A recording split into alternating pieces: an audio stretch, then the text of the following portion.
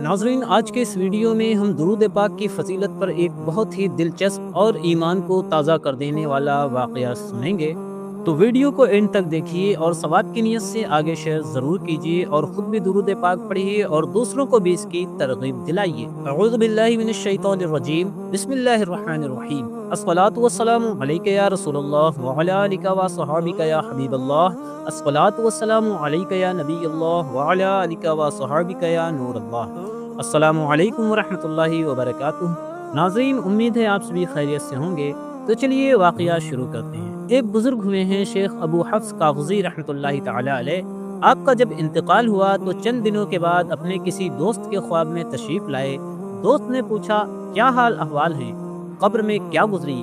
فرمایا، مجھ پر بڑا کرم ہوا۔ واقعہ کچھ یوں پیش آیا کہ جب مجھے قبر میں دفن کر دیا گیا تو منکر نکیر یعنی قبر میں سوال پوچھنے والے فرشتے پہنچ گئے۔ انہوں نے مجھے اٹھا کر بٹھایا اور سوال پوچھنے لگے۔ اتنے میں اللہ پاک کا فرمان آیا، اے فرشتو ٹھہر جاؤ۔ فرشتے رک گئے۔ اب حکم ہوا، اس بندے کے گناہ شمار کرو۔ فرشتوں نے میرے گناہ شمار کیے۔ اب تو میں ڈر ہی گیا کہ اتنے گناہ ہوتے ہوئے میں کیسے بخشا جاؤں گا۔ ادھر سے فرشتوں کو حکم ہوا، اس بندے نے دنیا میں ہمارے محبوب صلی اللہ علیہ وآلہ وسلم پر جو درود شریف پڑھے ہیں اب انہیں شمار کرو۔ فرشتوں نے میرے پڑھے ہوئے درود پاک گننا شروع کیے۔ خوش قسمتی سے میرے پڑھے ہوئے درود پاک گناہوں سے زیادہ تھے، چنانچہ فرشتوں کو حکم ہوا، حسبکم یا ملائکتی، اے میرے فرشتوں اتنا ہی حساب کافی ہے، اذهبوا به الی جنتی، اس بندے کو میری جنت میں لے جاؤ، یعنی اس کی قبر کو جنت کا باغ بنا دو۔ دکھوں نے تم کو جو گھیرا ہے تو درود پڑھو، جو حاضری کی تمنا ہے تو درود پڑھو۔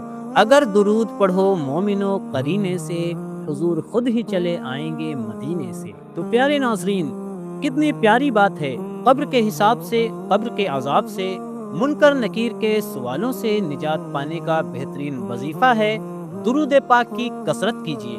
اللہ پاک ہمیں کثرت سے درود پاک پڑھنے کی توفیق نصیب فرمائے۔ خواجہ ضیاء الدین رحمۃ اللہ تعالی علیہ لکھتے ہیں، جو بندہ نیک نمازی ہو اور کثرت سے درود پاک پڑھا کرتا ہو، جب وہ مر کر قبر میں اترتا ہے تو منکر نکیر اس سے معمولی سا حساب لیتے ہیں، پھر اس کی قبر کو حد نگاہ تک وسیع کر دیا جاتا ہے۔ قبر نور سے جگمگانے لگتی ہے، پھر اتنے میں اس کی جنتی بیوی قبر میں پہنچ جاتی ہے۔ اس کے گلے میں موتیوں کا ہار ہوتا ہے۔ جیسے ہی یہ بندہ اس ہار کی طرف اشارہ کرتا ہے تو ہار ٹوٹ کر گر جاتا ہے۔ اس کی جنتی بیوی کہتی ہے، پریشانی کی بات نہیں ہے، ہم ان موتیوں کو چن لیتے ہیں۔ یہ دونوں مل کر موتیوں کو چننا شروع کرتے ہیں، بس ابھی یہ سارے موتی چن بھی نہیں پائیں گے کہ قیامت قائم ہو جائے گی۔ سبحان اللہ عز و جل۔ معلوم ہوا درود پاک کی برکت سے قبر کی تنگی سے بھی نجات ملتی ہے، وہاں کی وحشت اور تنہائی بھی دور ہو جاتی ہے اور قبر کا ہزاروں سالہ قیام بھی چند لمحوں میں گزر جاتا ہے۔ اللہ پاک ہمیں کثرت سے درود پاک پڑھنے کی توفیق نصیب فرمائے، آمین، بجاہ النبی الامین صلی اللہ تعالی علیہ وآلہ وسلم۔